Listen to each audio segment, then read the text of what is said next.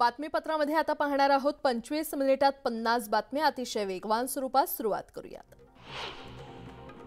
शिवसेना पक्षाचा आज 58वा वर्धापन दिन आहे। शिवसेनेतील पक्षफुटीनंतरचा हा दुसरा वर्धापन दिन असून उद्धव ठाकरे आणि एकनाथ शिंदे आपला वेगळा वर्धापन दिन साजरा करणार आहेत।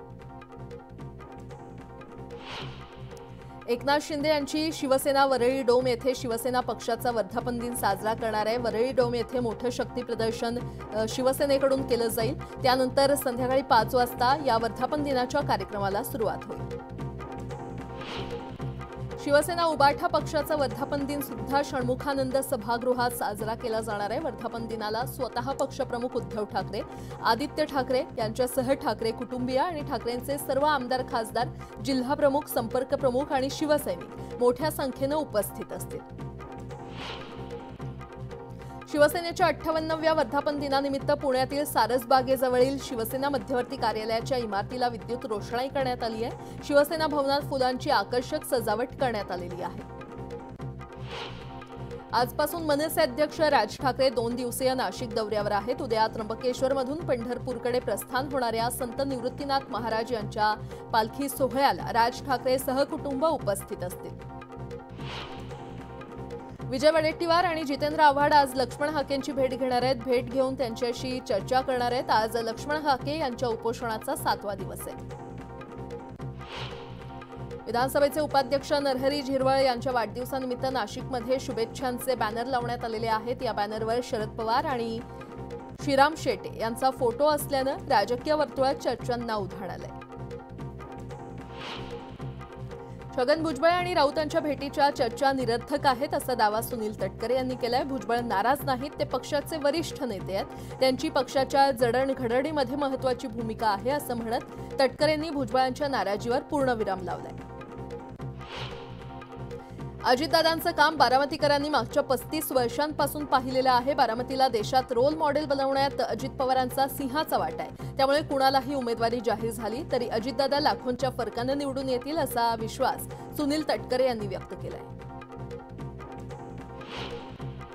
लोकसभा निवडणुकीदरम्यान उपमुख्यमंत्री देवेंद्र फडणवीस सोलापुरात दंगल घडवणार होते असा आरोप प्रणिती शिंदे यांनी केला होता। यावरून भाजप युवा मोर्चा आक्रमक झालाय। प्रणिती शिंदेंच्या वक्तव्याची सत्यता पडताळून चौकशी करावी अशी मागणी भाजप युवा मोर्चाच्या कार्यकर्त्यांनी केली आहे। पनवेलमध्ये कोकण पदवीधर निवडणुकीच्या प्रचारासाठी आलेल्या काँग्रेस प्रदेशाध्यक्ष नाना पटोले यांनी सत्कार स्वीकारण्यास नकार दिला। हे यश आपलं एकट्याचं नसून संपूर्ण महाविकास आघाडीचं असल्याचं सांगून त्यांनी सत्कार नाकारला। बीडचे नवनिर्वाचित खासदार बजरंग सोनावणे यांनी जिल्हाधिकारी कार्यालयामध्ये विविध विभागांच्या मॅरेथॉन बैठका घेतल्या। यावेळी त्यांनी जिल्ह्यातील रेल्वे, राष्ट्रीय महामार्ग, पीक कर्ज वाटप, जलजीवन मिशन अंतर्गत झालेल्या पाणीपुरवठा योजनेसह विविध विभागांचा आढावा घेतला। पिंपरी विधानसभा मतदारसंघाचे आमदार अण्णा बनसोडे यांनी आंबेडकरी जनतेसाठी कोणतंही काम केलं नाही, ते निष्क्रिय आमदार आहेत असा आरोप करत आरपीआयच्या चंद्रकांता सोनकांबळेंनी उमेदवारीची मागणी केली आहे। त्यामुळे महायुतीमध्ये वादाची ठिणगी पडण्याची शक्यता आहे। शरद पवार बारामती दौऱ्यावर आहेत। यावेळी गोविंद बागेत शरद पवारांच्या भेटीसाठी मोठी गर्दी जमली होती। यावेळी योगेंद्र पवार देखील शरद पवार यांच्यासोबत उपस्थित होते।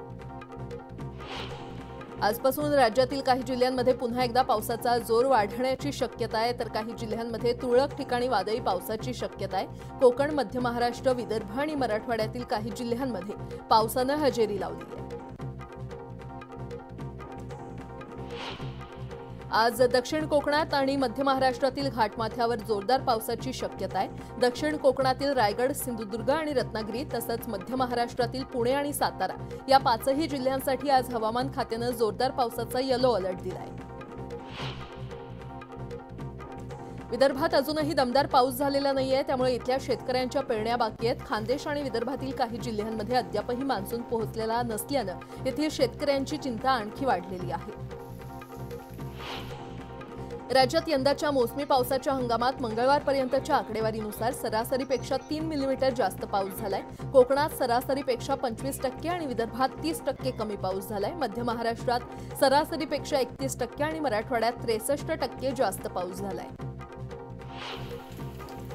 वाशिमच्या रिसोड शहर आणि परिसरात पावसानं हजेरी लावलेली आहे। या पावसामुळे खरीपाच्या सोयाबीन, तूर आणि यांच्या रखडलेल्या पेरण्यांना वेग येणार आहे, तर प्रकल्प परिसरात मुसळधार पावसाची प्रतीक्षा कायम आहे। आणि आता एक मोठी बातमी समोर येते। दिल्ली दौऱ्यानंतर देवेंद्र फडणवीस हे पुन्हा एकदा ॲक्शन मोडमध्ये आलेले आहेत। दिल्लीच्या बैठकीमध्ये देवेंद्र फडणवीस यांनी राजीनामा न देता प्रशासनामध्ये राहूनच पक्ष संघटना मजबूत करावी अशा आशयाची चर्चा झालेली आहे। आणि त्यानंतर देवेंद्र फडणवीस मुंबईत परतताच आज नागपूरमधल्या महत्त्वपूर्ण प्रकल्पांची आढावा बैठक त्यांनी बोलावलेली आहे। देवेंद्र फडणवीस यांनी मला सरकारमधून मोकळं करावं अशी भूमिका मांडली होती, मात्र भाजपच्या वरिष्ठ नेत्यांनी त्यांच्या भूमिकेला नकार दिला आणि तो निर्णय मान्य करत देवेंद्र फडणवीस आता पुन्हा एकदा कामाला लागलेले आहेत। आणि या संदर्भात अधिक माहिती देत आहेत आमचे प्रतिनिधी तुषार उपनवर आपल्यासोबत जोडले गेलेले आहेत। तुषार, प्राजक्ता, देवेंद्र फडणवीस यांनी लोकसभा निवडणुकीमध्ये जो पराभव झाला होता यानंतर मला सरकारमधून मोकळं करावं अशी विनंती भाजपातल्या वरिष्ठ नेत्यांना केली होती। मात्र वरिष्ठ नेत्यांनी दिल्लीतली बैठक जोपर्यंत होत नाही तोपर्यंत निर्णय घेऊ नका असं सांगितलं होतं। काल कोर कमिटीची बैठक झाली आणि या बैठकीमध्ये देवेंद्र फडणवीसांनी राजीनामा न देता प्रशासनामध्ये राहून पक्ष संघटना आणि पक्ष मजबूत करावा असं आशयाचा त्यांना या ठिकाणी निरोप दिला। आणि त्यानंतर देवेंद्र फडणवीस पुन्हा एकदा आपल्याला ऍक्शन मोडमध्ये आल्याचं पाहायला मिळते। देवेंद्र फडणवीस मुंबईमध्ये परतताच त्यांनी आपल्याला प्रशासकीय बैठक घेण्यास सुरुवात केलेली आहे। आज त्यांनी नागपूरमधल्या विविध विकास कामांसंदर्भातले जे महत्त्वपूर्ण प्रकल्प आहेत त्यांची आढावा बैठक घेतलेली आहे। याचा आढावा घेतला जाणार आहे। नागपूरमधले जे काही महत्त्वपूर्ण प्रकल्प आहेत ह्याचा ते आढावा घेतील आणि त्यानंतर मुंबईतल्या कामांसंदर्भातला देखील आढावा घेताना पाहायला मिळणार आहे। त्यामुळे देवेंद्र फडणवीस नागपूरच्या भाजपाच्या कोर कमिटीच्या बैठकीनंतर पुन्हा एकदा आपल्याला ऍक्शन मोडमध्ये आल्याचं पाहायला मिळते। प्राजक्ता, तुषार, धन्यवाद या सविस्तर माहितीसाठी।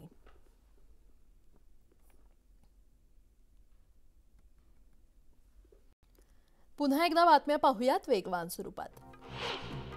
पंतप्रधान किसान सन्मान निधी योजनेचा 17वा हप्ता शेतकऱ्यांच्या बँक खात्यामध्ये जमा झालाय। सुमारे 9.3 कोटी शेतकऱ्यांच्या बँक खात्यामध्ये 2000 रुपये जमा झालेले आहेत। तर ई-केवायसी आणि जमिनीच्या नोंदी पडताळणी न केलेल्या शेतकऱ्यांना पीएम किसान योजनेच्या लाभापासून वंचित राहावं लागणार आहे।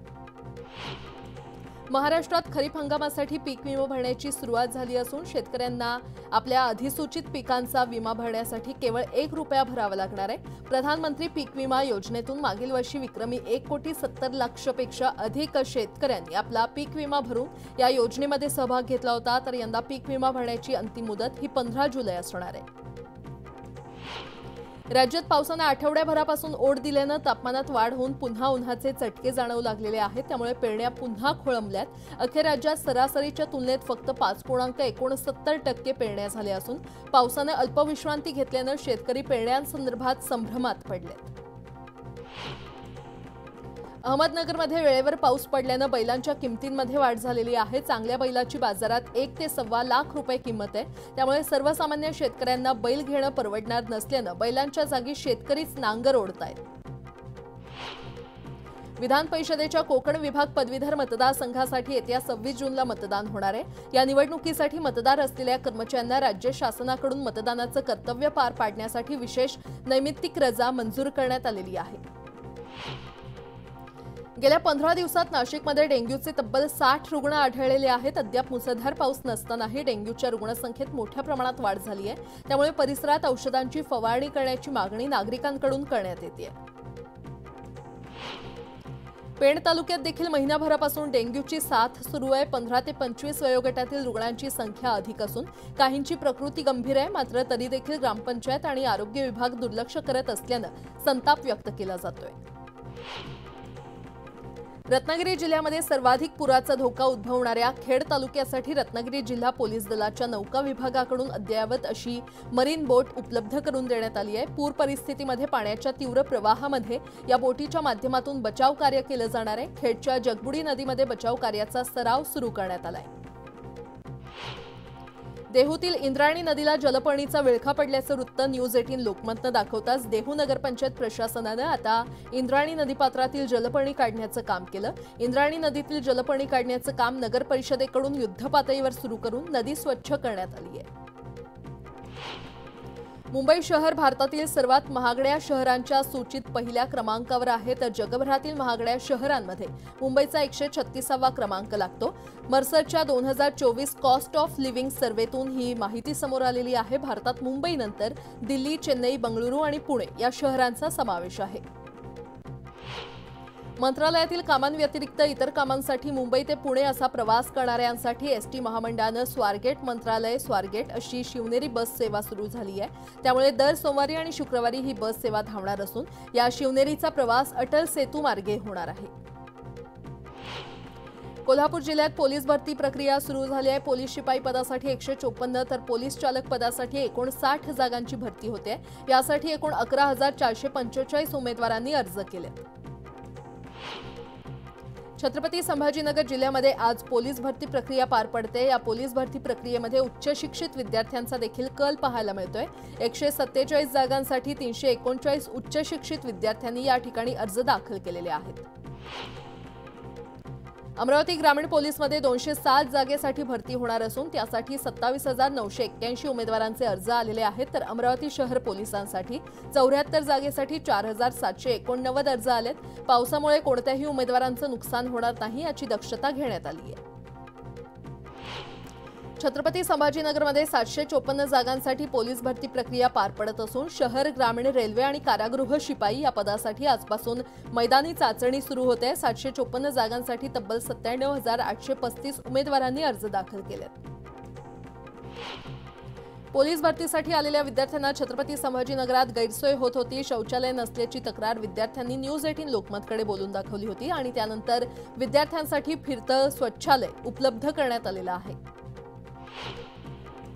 बीडच्या माजलगाव तालुक्यातील साळेगाव ते जिवणापूर या रस्त्याची दुरवस्था झाली आहे। पावसामुळे सर्वच्या सर्व रस्ते खचून गेले तर रस्त्यांवरील खड्ड्यातून मार्ग काढत नागरिकांना प्रवास करावा लागतोय आणि त्यामुळे हा रस्ता लवकरात लवकर दुरुस्त करावा अशी मागणी ग्रामस्थ करतायत।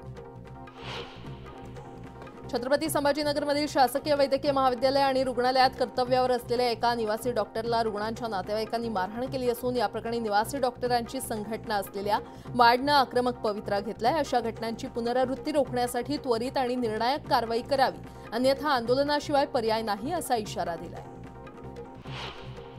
लक्ष्मण हाके यांच्या उपोषणाचा आज 7वा दिवस आहे। त्यांच्याच आंदोलनाला पाठिंबा देण्यासाठी आणि हाकेंच्या समर्थनार्थ ओबीसी समाज एकवटलेला आहे।